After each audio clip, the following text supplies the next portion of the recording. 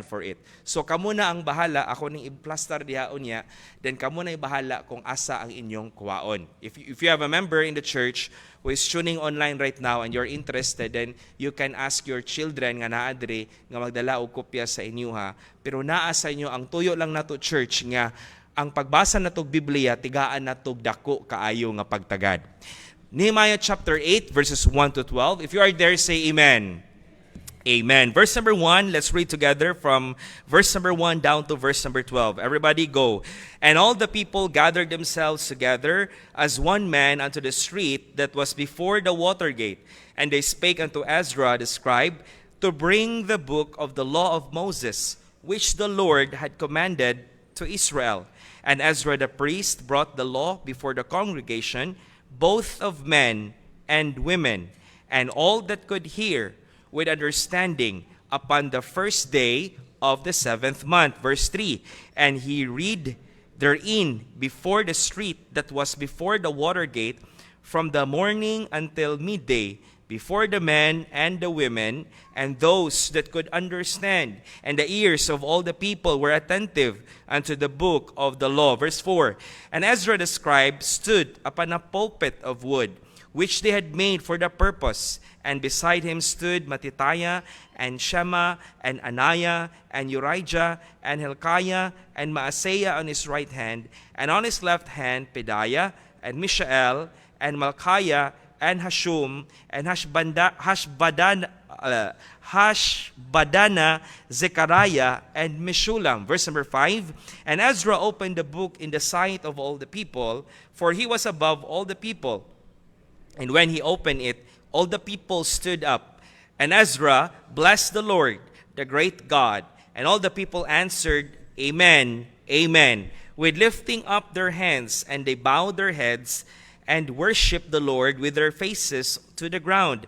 Also Joshua and Bani and Sherebiah, Jamin, Akub, Shabbetai, Hodijah, Maaseiah, Kelita, Azariah, Jozabad, Hanan, Pelaiah, and the Levites caused the people to understand the law, and the people stood in their place. Verse 8, so they read the word in the book in the law of God distinctly, and gave the sense, and caused them to understand the reading.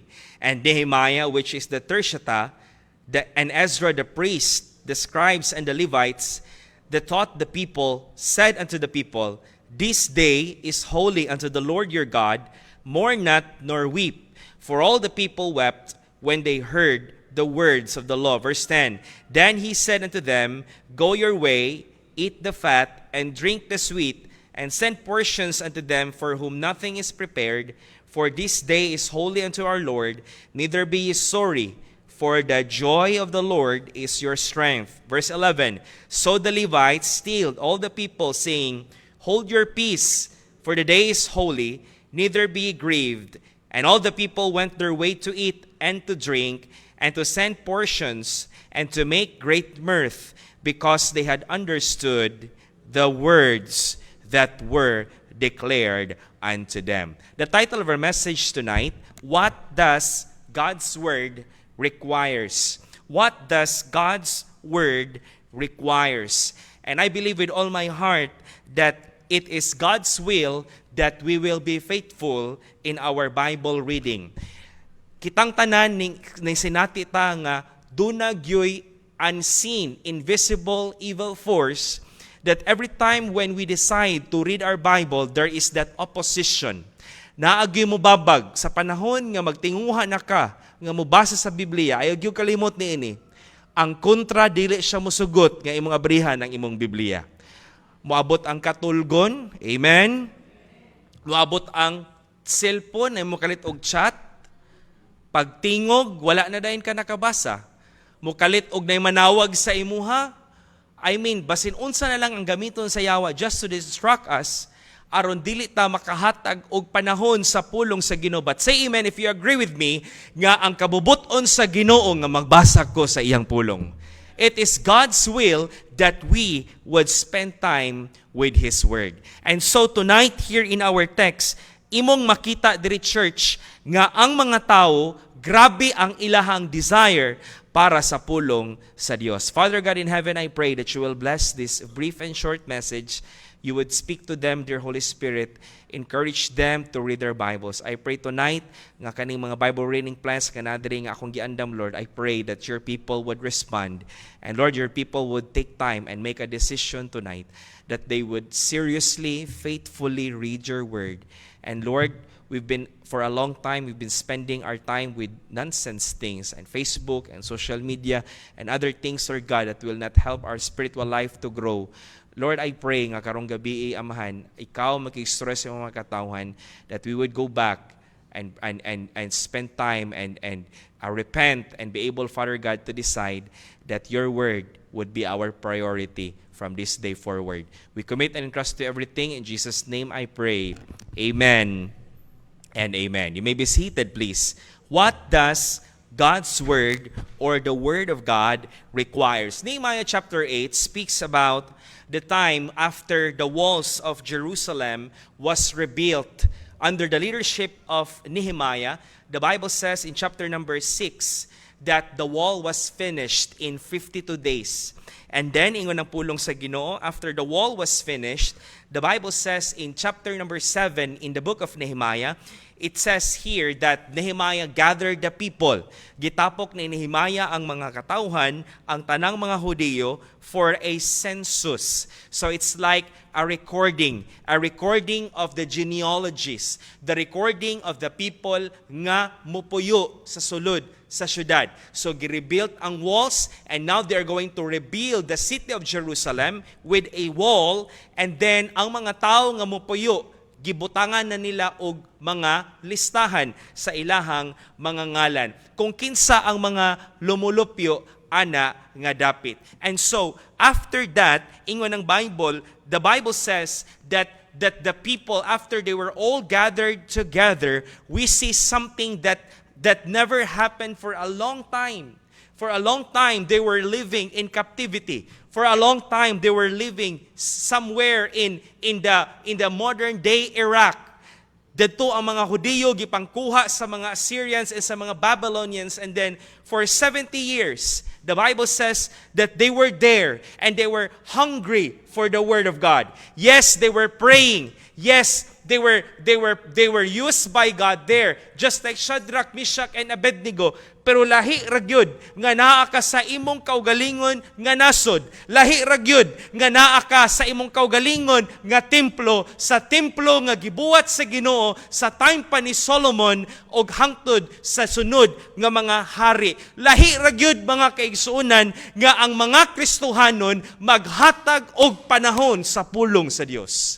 Lahi ragyod ang Kristohanon nga magbasa sa Biblia o sa Kristohanon nga walay basa-basa sa Biblia. Lahi ragyod ang Kristohanon nga mulingkod og maminaw sa mensahe nga nakabalo siya, nga nakabasa sa anang gibasa sa pastor, kaysa sa Kristohanon nga ambot na lang.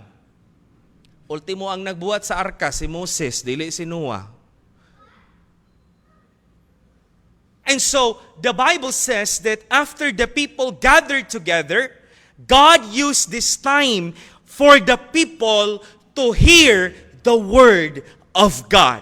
So human sa ilahang kadaugan, human sa pag-rebuild sa walls, ang pinakauna nga gibuhat sa mga katawan sa Dios is that they listened and they were requesting Ezra to preach to them and read to them the word of God. And so tonight, I hope and pray nga sa atong mga tagsa-tagsa kakinabuhi, importante ang pulong sa Dios. I hope and pray tonight, yes, dili man to ta perfect, dili man to ta consistently for all the times itong kinabuhi, makabasa ta sa Biblia, doon na tayo mga kakulangon, doon na tayo mga pagka-unfaithful, am I right? Say amen. Sa kabisi sa kinabuhi, makalimot ta sa pagbasa sa pulong sa Ginoo, sige ta kadungog diri sa pulpito, nga basahon ang Biblia. And yet, we often do it. You know why? Mga kaigsunan, tungod kay dunatay kaaway nga gusto siya nga dili ka muhatag og panahon sa pulong sa Ginoo. I think it's time for us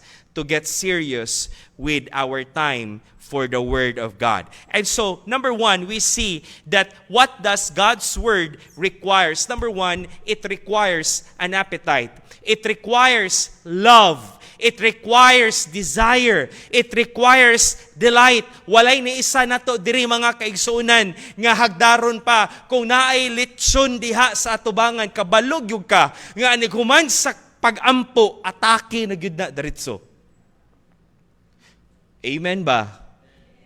Ang uban kay nangatawa kay kabalo na gyud ni sila. Gaampo pa lang daan nagkusik-kusik na og panit, di ba no? Because why? You have that appetite. Every time your mama and your papa would call you, mga una, ali na mo, mga una, luto na ang calamares. I will tell you, maskin unsa pa imong buhaton, imo nang biyaan, ug moadtog yung ka sa kananan. Ali na mo, mga una ta, kay luto na ang sinuglaw. Sigurado gyud ko nga biyaan nimo ang tanan nimong gibuhat kay moadto ka sa kananan because you have that appetite. But do you experience sometimes when you get sick, when you are tired, gikapoy ka, naa kay balatian, gihilantan ka, gikalibanga ka? Have you noticed that you would lose your appetite? Dili ka ganahan mo kaon. Maski unsa pa kalami sa leche flan, dili ka ganahan mo kaon because there is something wrong with our body, and that is the sign we lose our appetite. And so tonight mga kaigsunan, kung ang Kristohanon wala ganitay gana sa pagbasa sa pulong sa Ginoo, kung wala ganitay desire sa pagbasa sa pulong sa Ginoo, pero naatay panahon sa kalibutanong butang, then you have to be careful that we are in a battle. It's a battle between God, between the Spirit of God that dwells in you and the flesh that dwells in you. And so, ang mga katawhan sa Ginoo, mga kaigsunan, in verse number 1, dili si Ezra ang nagpatawag. Dili si Ezra ang nagdalag Bible og ningkalit og tindog. O sige, magwali ta, magsimba ta, mag-share ta sa pulong sa Ginoo. No, it was not Ezra who initiated it, but the people who were there. Verse number 1, the Bible says, "And all the people gathered themselves together as one man into the street that was before the water gate. And they spake." And they, who were this day? The people who were there before Ezra, katong mga tao nga gitapok for the census, and they spake unto Ezra the scribe to bring the book of the law of Moses, which the Lord had commanded to Israel. Mga kaigsunan, ang mga tao na ang naghangyo, ang mga tao na ang nagtawag ni Ezra, Ezra, pastor! Ezra was a priest. Ezra was also a scribe, a secretary, a writer. Gitawag nila si Ezra, Ezra, pastor, will you please come and read to us the Word of God? You know why nga nung ingon ana ang mga katawhan? Tungod kay gutom sila sa pulong sa Ginoo. Ingon ana unta ang Kristohanon, mga kaigsunan, kung healthy ta nga Kristohanon, dili pwede nga mulabay ang adlaw nga wala tay panahon sa pulong sa Dios. The people called Ezra to read to them the Word of God. Kumusta man ang imong gugma sa pagbasa sa Biblia? Obserbare gani imong kaugalingon. Basta masugdan nimo og abri imong cellphone, maglisod kag biya, maglisod kag butang. Obserbare ang imong kaugalingon kung naabay pa kay gugma sa pulong. Are you excited when you come to church? Are you still excited nga moanda ko, minaw ko sa mensahe na pud karon? Unsa kay wali na pud karon sa preacher, no? Unsa na pud kay wali sa kwan, no? But if you are a Christian and you don't have that love and desire for the Word of God, then there's something wrong with your spiritual life. There was a man by the name of William Harrison. William Harrison was a 3-star general, and he was the most decorated soldier of the 30th Infantry Division. He was considered the best during the Second World War. He also served with distinction in the Korean War. General Harrison was a soldier's soldier who, in spite of a hectic schedule, was a student of the Bible. General Harrison, as a 20-year-old West Point cadet, he began reading the Old Testament through once a year, and the New Testament 4 times every year. He did this through his long, busy life until at the age of 90 years old, poor eyesight brought this to an end. By then, he had read the Old Testament 70 times and the New Testament 280 times. General Harrison was always sought out for his counsel. His ability to shed the light of Scripture on life's difficulty was amazing. He had a reputation of a man whose mind was programmed by the Word of God. Because you cannot read the Word of God and you would still be the same person again. Because when you read the Bible, it will change your mind. It will change your mind. It will transform your mind. Mabag-o ang imong panghuna-huna. Makarealize ka unsa ang importante o dili importante.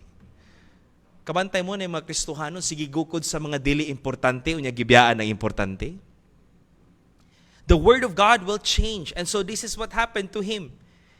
Reading his story should convince us and bless, encourage us tonight that we are not really truly that busy nga di ta kapabasa sa pulong sa Ginoo. Dili gyud ka kaingon, Lord, basic gyud kay ko, Lord, gabi negosyante manggug ko, Lord, wala gyud koy time sa imuhang pulong. Grabe, no? All our excuses are invalid. Kaya if you are truly saved, dapat ang imong unang pangitaon ang pulong sa Ginoo matag-adlaw sa imuhang kinabuhi. Nobody could be busier than General Harrison, and yet he had spent time with the Bible. Ikaw pa ug ako nga dili maskin corporal, dili man ganita corporal. Naay general pero naay panahon sa pulong sa Ginoo. Grabe ka busy, grabe ka dagag tawo nga gialima. Pero ni kabuntag muukab pa gid sa iyang Biblia. Tig-ukab pa ba ka sa imong Biblia kada buntag? Your silence tells me everything. Tig-ukab pa ba kag Biblia ani kabuntag? Do you still spend time with the Word of God? Maybe there's something wrong with your appetite. Tonight, mangayo ta og balik og gugma sa pulong sa Dios. Lord, bring back my love for your Word. Kaning bag-o pang luwas, grabe kanang bag-o ta na luwas no, lami kay basag Bible ba? Usay lami kay mura po tag kana bang basta bag-o tag sanina lami kay isimba, no? Bag-o kay kog sanina, sayo kay mo mata. Kaning bag-o pang Bible, simut-simuton gyud. Excited kaayo mo abrig Bible kay bag-o. Ang ka-excited nato nga magbasag Bible kay nganuman mangita ta sa tingog sa atong buhi nga Dios. Yesterday we had our Bible study with the Orquilias family, and they respectively asked me to teach to them and share to them. Brother War, ngano daw wala tay speaking in tongues? Because they had a background of kanang mga other Pentecostal churches. Ngano daw dili ta mag-speaking in tongues? And so gabi, even though it was raining very hard, I came to their house. As weekly we had our Bible studies, and I shared to them that this is the reason why. Nganong wala tayo speaking in tongues? Kay sa unang panahon, ang mga Kristohanon pagsimba, wala pa'y Bible, kay wa pa na kompleto ang Bible. So, they don't have like what we have right now. So, every time magsimba sila, God, the Holy Spirit will talk to a person, and the person would stand and speak in tongues. And by the way, the tongues there is not pinataka o yama-yama nga yaw-yaw, but a real language. A used language. Dili na siyambala sa lang murag yama-yama nga murag niyawaan ba, no? Ang speaking in tongues, tinuod nga lingwahe nga gigamit, Egyptian, Arabian, masabtan. But then, after that we have the completed Word of God, then mga kaigsuunan, Dili, wala na speaking in tongues mo nang in 1 Corinthians chapter 13. The tongues will cease because we have the complete Word of God. Can you imagine sa unang panahon, dili biya sayon ang pagkinabuhing Kristohanon nga naman tungod kay wala sila'y kompletong Bible. Joseph had no complete Bible with him when he came to Egypt and was sold and became a slave. Pero si Joseph Church, nagpadayon siya diya sa pagbaton o kahadlok sa atong buhi nga Dios. David had no complete Word of God, and yet David was faithful to the Lord. How much more to us nga naa natay Biblia sa atong mga kamot? But then again, it requires an appetite. Kumusta ang imong gugma sa pulong sa Dios? Not only it requires an appetite, also requires an audience. The audience were referring to the men and women and all that could understand. Ezra spoke to them. In verse number 2, the Bible says, and Ezra the priest brought the law before the congregation, both men and women. Men, you need the Word of God. Women, you need the Word of God. And then not only to them, but on all that could hear with understanding upon the first day of the 7th month. The criteria, church, for being, or the criteria to become an audience of the Word of God is the first and number one criteria is understanding. Makasabot na baka ang age of accountability that we believe, mga kaigsunan, nga ang bata, mahimo siyang accountable sa Ginoo, nga kung mamatay siya, impierno siya kung di siya motuo ni Kristo, langit siya kung nadawat ni Kristo. Once that little boy or that little girl, that child begins to understand.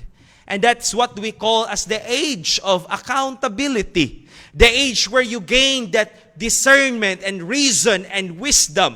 O mga kaigsunan, importante kaayo nga ang pulong sa Ginoo itudlo sa babayi, sa lalaki, sa mga anak, sa mga batanon, sa tanan nga pwedeng makasabot. That is why tonight, walay ni isa nga pwedeng makaingon nga wala ko nang inahanglan sa pulong sa Ginoo.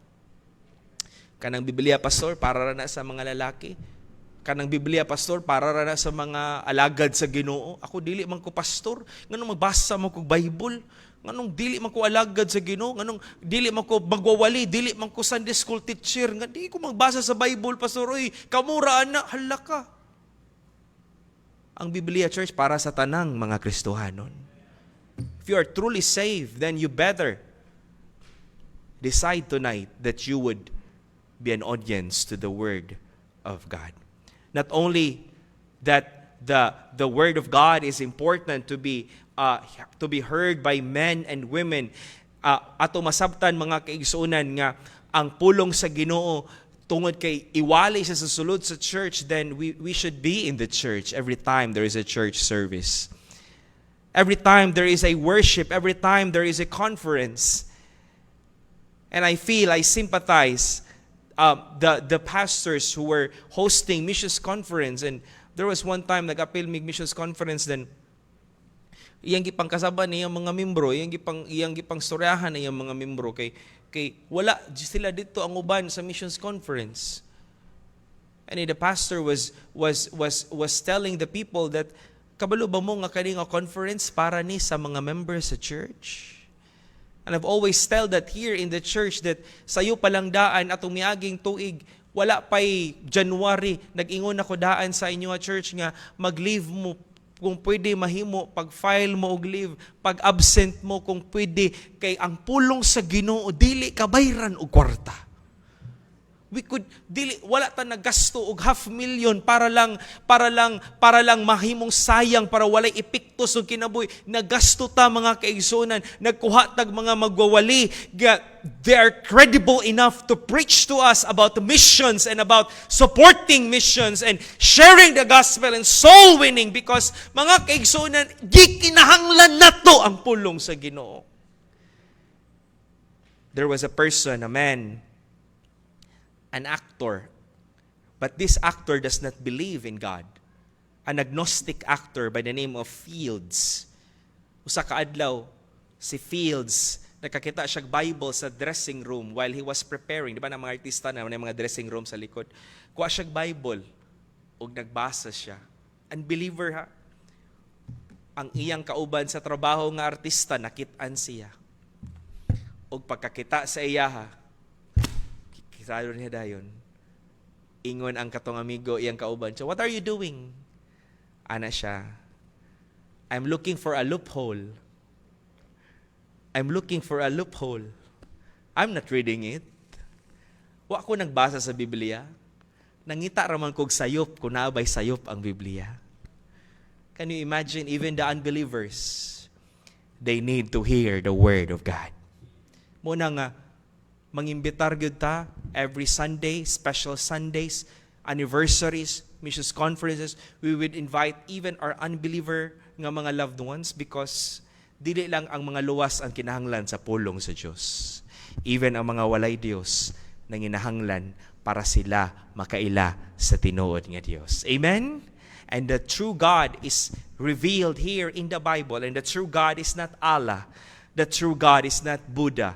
The true God is not blah blah blah. The true God is the Lord Jesus Christ. Nga gipadala diri sa kalibutan, and we see here in ang iyang ministry, ang iyang kinabuhi, iyang gi-reveal sa iyang pulong. The more you read the Bible, the more you will know Christ. And the more you will know Christ, the more He will change your life. It requires an audience. And thank God tonight that you are here, and you are not here for me. You are here for the Word of God. Amen? You are not here for someone else. You are here for the Word of God. We always see this one in YouTube and in our television.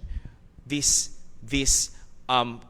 show, one of the biggest shows in the whole world is the Britain's Got Talent and America's Got Talent, and there mga kaison, and every time they would the judges would ask the contestant or the presenter, mo na din ang judges nga, "Why here in Britain's Got Talent? Why here?" And then they would say, "This is the biggest stage in the world. This is the biggest stage in the world, and hundreds and thousands of people are sitting down in the theater, and dito sa ibabaw na sa mezzanine, then napagid sa balcony, and the people were there, and the presenter would stand and impress, and you know what? Sadly, daghan kay tao basta binuang, pero para sa Ginoo gamay ra ang maminaw sa pulong sa Dios. Malingaw kay mga tao na mga barabaraha, mga grabe mga baraha, manggawas, tugikan. Malingaw kay ang mga tao sa mga tao nga entertainment, mga maglukso-lukso, malingaw kay ang mga tao, ana. Pero diri walay mag-anaanak baraha, dili ko mag-anaanak baraha diri. Pero kung tinuod kang luwas, ang imong kalipay naa sa pagpaminaw sa pulong sa Ginoo. And you'd rather be in the audience in the church than to be on those places that does not glorify God. Amen? Be an audience of the Word of God. That's why every time when I church, dapat nagyo ka sa balay sa Ginoo. Not only it requires an appetite, then it requires an audience. And number 3, it requires an attention. It requires an attention. Dili pwede nga maminaw ta sa Biblia. Dili pwede nga magbasa kag Bible o nya pagkahuman mo kalit kag katulog. Have you experienced this one? You're reading the Bible and then you are so sleepy. Nga ang imong utok ang imong mata gabasa pero imong utok nasa katre. That's why it's not good to read the Bible sa higdaanan. Kay every time we go to bed and we sit down with our beds, our minds would automatically muhatag siya og signal sa imong utok nga matulog na ka. Di ba no? So when you read, dapat dili daw ka sa imuhang bedroom mag-read. I've learned that one during my law school days in Manila. Okay, ako yung problema kay ning basa na ara sa katre. Mura na yung tag mga kanding, magkana-ana na dayon. One of my struggles when I was still in Bible school, Bible college in Katipunan, 3:45 mangmata nami. 3:45 in the morning. Whether namatay ang presidente or buhi ang presidente, whether na tsunami ang Cebu or walay tsunami, 3:45 mangmata gud mi. Pukawan gud mi. Leaders meeting, pagkagabi, natulog mi, 2:00, pukawan mi, 3:45. And then 3:45, we would wake up. Basin, unsa na lang yung diskarte para makamata. Wag-ana, manghilamos. Ug dadto dayon sa fellowship hall, kami sa study hall, magtapok dayon wing tanan. Dako kayong taas, kayong lamisa, taas kayong lingkuranan, daghang lamisa. Ug dadto magdala mi sa mo mga Bible kay mag Bible reading mi, mag devotional mi. Ug ang uban maro kaayo kay pasumangil day panampiling. Bawal man matulog kay kung matulog ka, demeritan ka. Dapat matagyog ka. Ana dayon. Pero mahibaw-an nga natulog kay mo bawog magkalit, wa na man oh. So anaon no. Mata. Unya ang monitor magtuyok-tuyok sa bank sa lamisa, tuyok-tuyok kitan-awon subayon kung kinsay natulog. Kung nakatulog ka pagkagabi ana, expect na lang gyud ka nga nagyud kay demerit. Maabot ang imong demerit og 7, dili ka kapilog choir, dili ka kagawas, dili ka ka-outing, naragyo ka sa dorm og church. But then tonight, let me tell you this. The Word of God requires attention. If you want God's Word to be effective sa imong kinabuhi, kinahanglan gyud nimong tinud-on og paminaw ang pulong sa Dios. First of all, we use our ears. When we hear the Bible, when the Word of God is preached, then we use our ears, not our mouth. That's why when someone is preaching here, do not also preach there. Amen? Napoy gawalid rin, napoy interpreter diha. Pati pong sabaa kaayo. Mantay ka nang lami na kayong paminaw sa walid, imo tapat sige istorya nimo. Katubang kuan ba? Katubang ka. Lami agyo kay liktang ba oy kay lami na kay akong pagpaminaw sa pulong sa Ginoo. That's why it's not that good to sit at the back ngano man kay kung naa ka sa likod maglingkod, daghan kay magagi-agi, daghan kay mga bata. I mean, samo kaayo, napagud sa likod ang mga tabian, magtapok ra pa po diha tanan. Pero wala dire kay mga buutan man yung mga naglingkod sa likod. Ingon pa daw nila, kana daw taglingkod sa likod, mo daw na magpastor, no? Kana ba? Kasi Pastor Sudi, sa likod daw siya taglingkuran. Oh. It requires attention, and by requiring attention, we use our ears to hear the Word of God. Amen? Verse number 3, the Bible says in Nehemiah chapter number 8, verse number 3, it is mentioned there. Nehemiah chapter 8, verse number 3, the Bible says, "And he read therein before the street that was before the water gate from the morning until midday, before the men and women, those that could understand, and the ears of all the people were attentive unto the book of the law." It is important to hear, and we use that one. We use our ears to be attentive.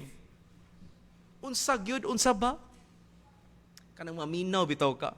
Kabantay mo ng tao maminaw.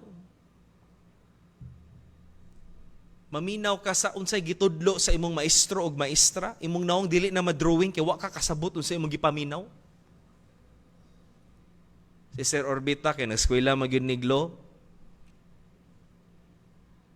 Halos na lang yun yung mga law student, murag mabuang ki, paspas ki, abogado mo to. Unsa ganito? I remember a story, our professor in Arellano, kailan mo na ni Cardema, o sige, first name, Brother Jason, ni Cardema, kanang sa Duterte Youth nga congressman. Pero kailan mo ni Cardema, batanon pa man na siya, di ba no? Ningon siya namo, aningon namo maestro namo sa political. One of the best professors in Arellano na siya nga. Alam niyo yan si Cardema, nag-enroll yan sa Arellano. Sir Kevin nag-enroll. Online yun. Tinanong siya, kay absent man day siya last meeting. Pagsulod niya, second meeting, ipangutana siya, Mr. Cardema, what was our assignment? Wala daw siya katubag.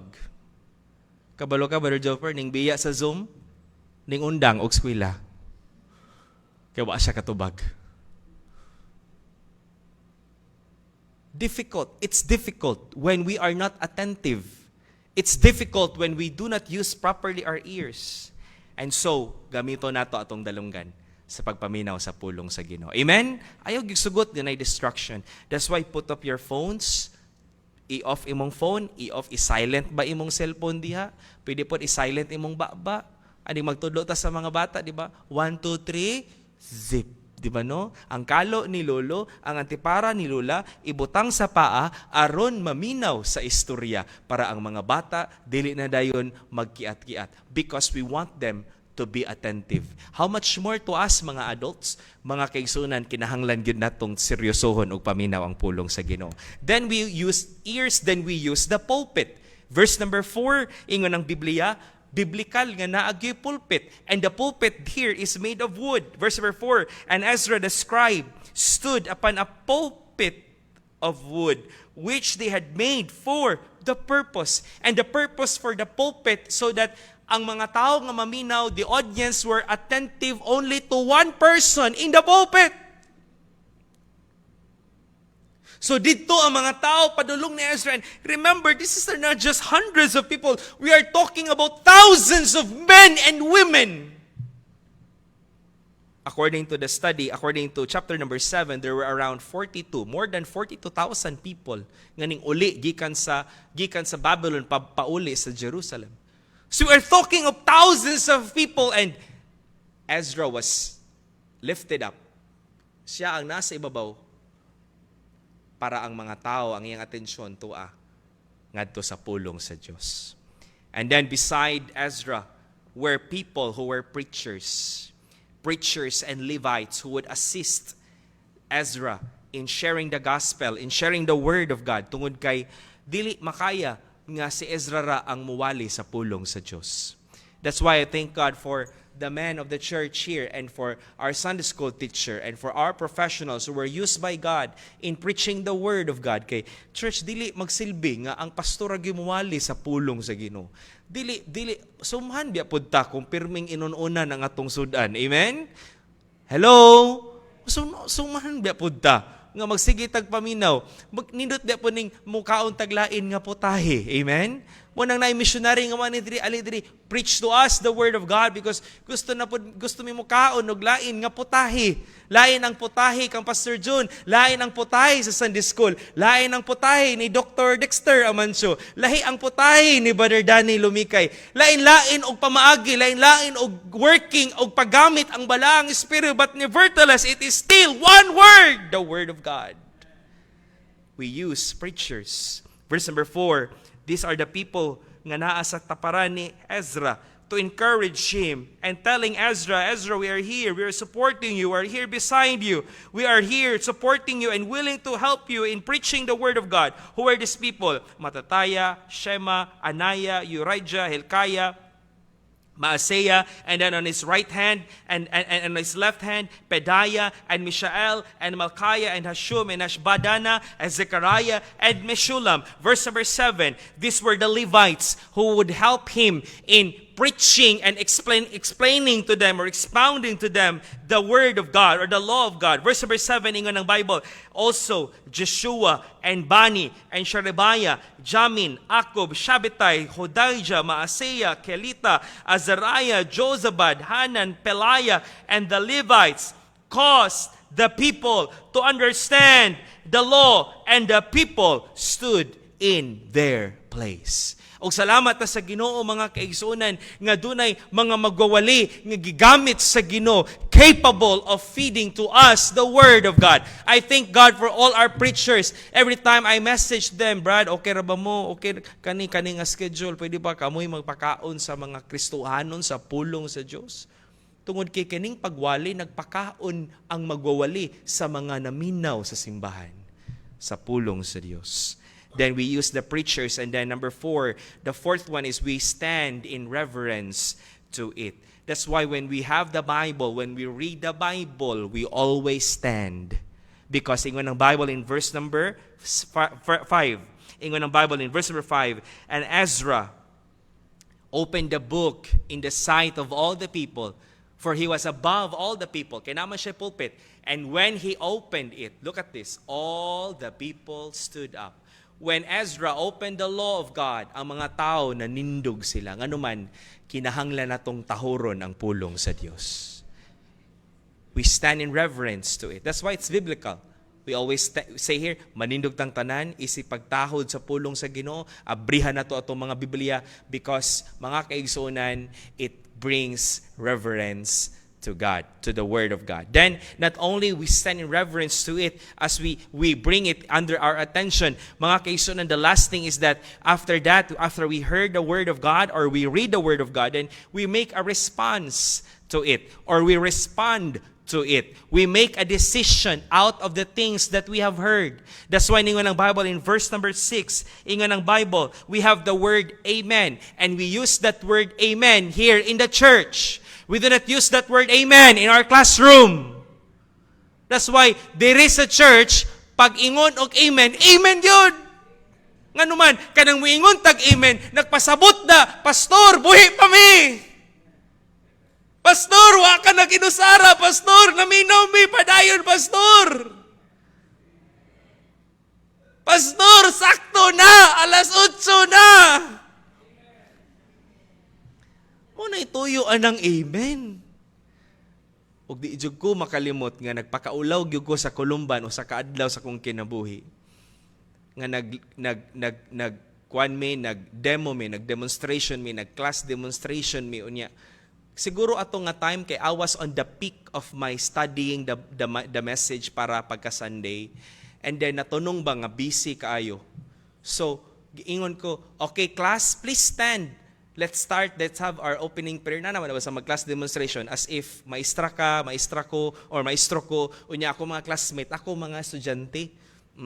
So, naingon mangyug ko nga, class, this is what do we call blah blah blah. Amen? Basta silang tanan nangatawa. Ang among maestra ni ingon, si Ma'am Aris, ni ingon siya, pastor, wala beta sa simbahan ron.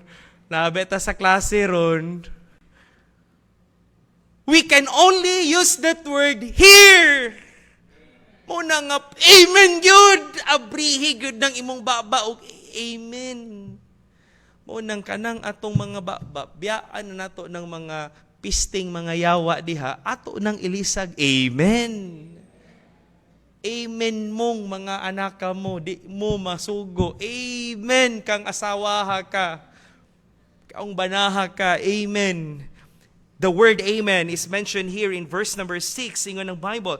Ezra blessed the Lord, the great God, and all the people answered, amen, amen, with lifting up their hands, and they bowed their heads. Because they respond to the word of God, they bow their heads and they worship the Lord with their faces to the ground. Why? Because when we read the word of God, we need to make a decision out of the things that we have heard. Mo nang after the preaching, mag-invitation gyud ta nganuman kay kanang invitation mao na ang imong response sa pulong sa Ginoo. O gamay rasad po dang nag-amen na pod. Ayaw lagi day kalimot, malimot lagi ni sila dayon. Sulay ugma sa inyong opisina pag amen mo dito. Amen boss, amen boss. Diri ra gyud ta mo gamit og pulong nga amen. So the people said amen, and then the people worship the Lord. And then number 4 and the last, it requires an analysis. It requires a careful study and preparation. As difficult as it is to say this to you, but one of the things that really is stressful in the ministry is the studying of the Word of God. Studying of the Word of God. Very stressful. Pag paminaw pa lang ninyo daan, muna na ang title, muna na ang outline, sayon rin yung kayo paminahon. Pada Raul, sayon rin yung kayo paminahon. Sa mga preachers nga natin, sayon nagyud kay paminawon. Pero ang pagplastar na wa mo kabalo pila ka baso nga kape ang nahurot para lang maplastar ang punto, para lang ma-alliterate, para lang mahanay, para lang makakitag supporting verses, para makakitag illustration. Si Brother Iman ningisi na kay kabalo gid siya unsa kung gipasabot. Dili gid sayon. Kana man gani pa magpasalamat lang magani di sa una, makulbaan naman ganita. Ako magpasalamat ko nga gipanalanginan mi sa Ginoo karong si manahuna, gitigaan mi sa Ginoo kadaugan, nakapasar sa kuan. In Jesus name I pray. Amen. Nalimot siya nga nagpasalamat siya. Abi niya gaampo siya. Makulbaan man ganita, unsa na lang kag naa ka diri sa atubangan? Unya naay maminaw nimo? Salamat ang Brother Efren. Grabe, Brother Efren. Wali gud siya atong Birnes. Balag na pastor sa iyang atubangan. Tagalog gud siya. Pero dili na sa yun. Nga magwali ka, o niya na mga pastor nga naminaw. Magwali ka, o niya na imong maestro sa Bible School, maminaw. Dili na basta-basta. But then, mga kaigsunan, ang pulong sa Ginoo, kinahanglan preparahan. Og salamat ta nga nay Ezra. Salamat ta sa Dios nga nay Ezra nga andam siya muwali sa pulong sa Ginoo. Mao na ang kinabuhi sa pastor, ang pastor ang magwawali, ready muwali sa pulong sa Dios. Be instant in season, out of season. And so, mga kaigsuunan, ningon ng Bible in verse number 8, this is what the Bible says. Mo ni ang goal to all the preachers that are here, our goal in preaching is not to impress the people. Pagkapait kung munang imong tinguha para madaig ka sa mga tao, para ma-impress nimo ang mga tao. No! When we preach the Word of God, our goal is understanding. Ang goal na to nga mapasabot ang pulong sa Ginoo.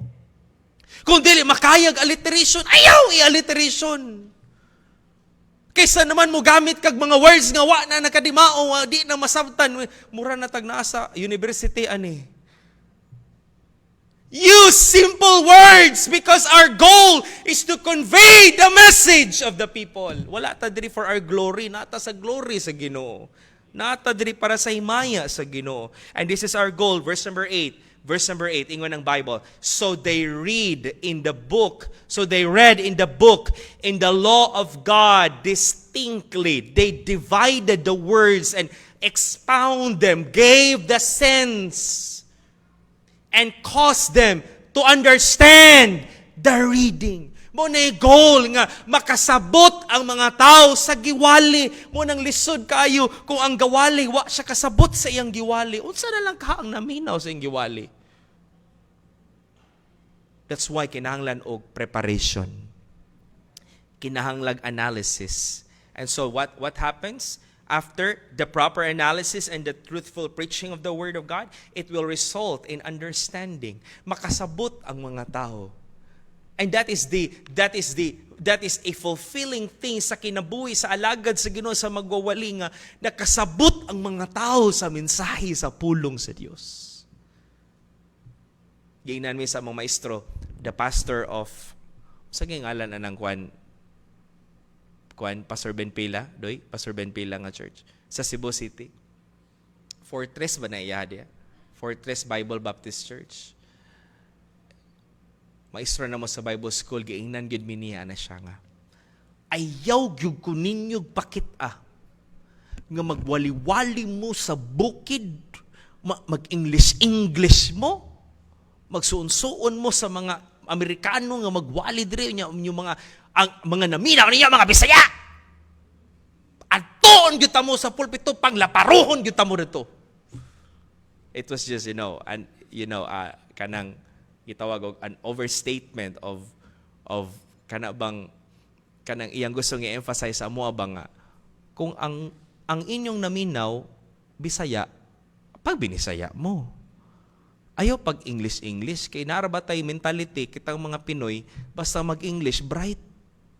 Muna nito sa mga bata, mag-English, I don't like that, Daddy. This is what I like. Grabe, bright ng bata, uy.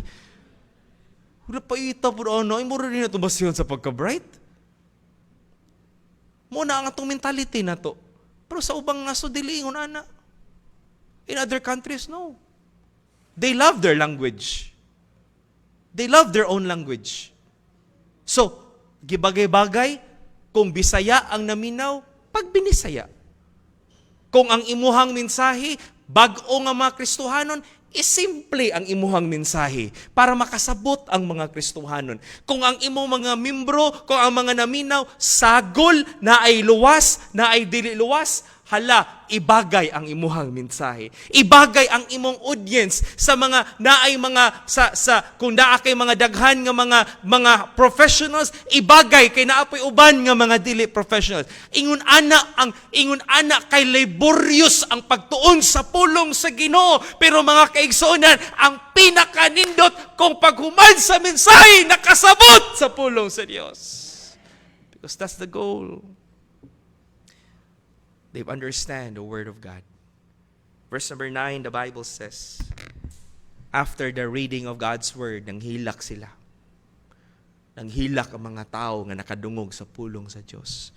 Kay nakasabot sila. Verse number 9, ingon ng Bible, and Nehemiah, which is the Tertiata, and Ezra the priest, the scribe, and the Levites that taught the people, said unto all the people, this day is holy unto the Lord your God. Mourn not nor weep, for all the people wept when they heard the words of the law. Nagi mga times no nga maminaw tag mensahe nga muhilak ta. Amen. Nay times nga magbasa tag Bible muhilak tag kalit. Labi na og ang iyang kahimtang naa ka sa iyang kahimtang. Muhilak ka tandugo ng imong kasing-kasing. Kay ngano man nakasabot siya. Ayaw magsuon na itong people na mo diri sa unang nga ninghilak pag human sa camp, pag forward na dito sa camp sa tukuran na Pastor Jojo Puntillas, apil me. Pag forward na, ako siyang gibantay, ikaw ba may basketball? Ito itsa sa una, o ka ng unsi-unsi. Anak ko, ninyo yung ala, ninyo. Hula, nihilak man si ninyo dito sa tubangan. Hilak siya. Hula, kiunsa ka ni sa Ginoo ng bataan, no? Paguman sa camp, pagpaniud to na, ako siyang gipangot, alis sa gunin. Ang hilak man ka. So, ninghilak man ko itong babae na tugod, oh. Ninghilak na lang po ko. Ayaw hilak kay ninghilak imong tapad, ninghilak ka kay nakasabot ka. So, there is an understanding. The people wept. And then, the Bible says that there is a transformation. Ingon ng Bible in verses number 10 and 12, after they heard the word of God, they were aware of the holiness of God. Muna ingon ng Bible in verse number 10, and he said to them, go your way, eat the fat, drink the sweet, send portions unto them, for whom nothing is prepared, for this day is holy unto our Lord, neither be ye sorry, for the joy of the Lord is your strength. So the Levites stilled all the people, saying, hold your peace, for the day is holy, neither be ye grieved. And all the people went their way to eat and to drink and to send portions and to make great mirth, because they understood the words that were declared unto them. They celebrated. Nanghatag silag mga regalo. Nanghatag silag mga pagkaon sa ilang mga kauban nga mga Hudiyo. Nga naman, nakasabot sila nga katunga adlaw, gisaad sa Ginoo, nga kung sila mobalik diha sa Dios, ibalik sa sila sa ilang kaugalingon nga nasod. Wow! What a transformation. And I will see what a rewarding experience to the man of God every time the pastor would see a Christian, ang usa ka tawo nga unbeliever, then naluwas, then nagpabaptize, then giusab sa Ginoo ang iyang kinabuhi. Karon mag-apil na og Wednesday service, karon mag-apilan na og soul winning, karon mag-apilan na og discipleship, pagkahuman nag-choir na, pagkahuman nag-surrender sa Bible school, pagkahuman gitawag sa Ginoong pagkapaso. What a rewarding experience. Di ka bayrag kwarta nga naay kinabuhi nga mabag-o tungod sa pagwali sa pulong sa Dios. Praise God for the Word of God that transforms us. So naa na sila'y kahadlok sa Ginoo. Naa na sila'y desire nga ma-obey sa Ginoo. And lastly, mga kaigsuonan, after the understanding, there is a transformation. And then after the transformation, then there is what do we call gladness and joy. Naay kalipay sa dihang ang Kristohanon musunod sa pulong sa Dios. Ang sala lami pod naapoy kalipay pero kadyot ra. Amen. Drugs, ay kadyot ra na. Short ra ng drugs. Unsa gani ng raw after Brother Danny, unsa gani ng there is that exact term nga gigamit kanang gamiton i-inject kanina or pills gamiton nila nga affordable nga mo na hinungdan nga daghan kay mga addict sa Amerika kay affordable jud kay mura ka gapalit og kindi sa tindahan. Mura siya raw material sa usa ka drug substance nga gamiton. And then tungod siyang affordability ang effect sa tao kadyutra. Then mangita na sad ka. Kay lagi problemado ka. Kay lagi nagbulag mo sa imuhang bana or asawa. Kay lagi samok inyong pamilya, si papa gikulata si mama, mag-drugs ko para makalimot ko sa kong problema. O pag inom ni mo drugs, mura kag nasa langit. Sa makadyot nga panahon. Hangtod mag-storya na lang kag kawraisa. Ang kuyaw mag-imin-imin na kay kawraisa. Kay ngano man ang sala kadyot rang i-enjoy sa tao pero ang pag-antos hangtod sa kahangturan. Lahi ang pulong sa Ginoo, tigaan kag kalipay, tinuod nga kalipay nga dili kabayran og kwarta. Last verse, the Bible says, Nehemiah chapter 8 verse number 10, as I close, here's what the Bible says. Chapter 8 verses 10. The last statement, neither be ye sorry, for the joy of the Lord is your strength. After they heard the word of God, there was that joy sa ilahang kasing-kasing. Verse number 12. Verse number 12, ingon ng Bible. And all the people went their way to eat and to drink and to send portions and to make great mirth. Then we have verse number 17. After nga nag-obey sa pulong sa Ginoo, pagbasa na sa Bible, nakainumdum sila nga mag-dwell sila booth once every year, just to remember their situation during the time of Moses. So ingon ng Bible in verse number 16, nagbuwat sila booth. O gihimo nilang atop sa ilang balay para makahinumdom sila. Dili sila mahimong garboso sa unsa ilang maangkunan. Verse number 17, after they obeyed the word of God, ingon ng Bible in verse 17, the last statement, and there was very great gladness. Dunay kalipay kung ang Kristohanon mohatag taghigayon sa pulong sa Ginoo. George Mueller, the man who was greatly used by God, he had an orphanage ministry. Many people got saved because of him. And this is what he said, what is food for the inner man? Not prayer, but the Word of God. And here again, not the simple reading of the Word of God, so that it only passes through your minds just as water passes through a pipe, but considering what we read. Do you consider what you have read? When you read your Bible, when you start doing this, and then you read, you start to open your Bibles, have you considered thinking about what you have read? Have you considered closing your Bible and, unsa akong gibasa? Ninduta sa akong gibasa, oy. Have you considered what you have read? Have you pondered over it? And consider to apply it sa imong kinabuhi. That's how important God's Word is. Let me close my message tonight with a story of a fisherman who went fishing for a holiday break. Ug samtang nangisda siya, iyang giandam iyang barbecue grill sa Daplin. Ug dito sa barbecue grill iyang gi-prepare ang mga lamas para sa iyahang makuha nga isda. Sa dihang mga kaigsuonan nga nangisda siya, ning lihok na ang iyang rod, ug sinyalis sa to nga nanay ning kuha sa iyahang paon. Kasi nakasulay ng isda diri, ng isda, kasulay mo ng isda. Diya sa Boulevard, kasulay mo ng isda mo diya. Pampers yung nakuha, no? Lihok ang rod. Then giril niya. Kuana na po. So to make the long story short, nakuha niyang isda. Gikuha niyang isda nga inana nakadako. Gidala niya sa mala, iyang gihugasan, iyang gilimpyuhan. Paghuman niya og hugas, paghuman niya limpyo, andam siya glamas. Nagkuha siya og, unsay pinaka-importante na magluto ta, nga dili dapat mawala. Unsay pinaka-importante? Asin. Kuha siya asin. Come to think of this. Nganong iya mang asinan nga ang dagat parat naman daan. Unya ang isda, give or take, 2 years ang isda galangoy-langoy dito sa dagat.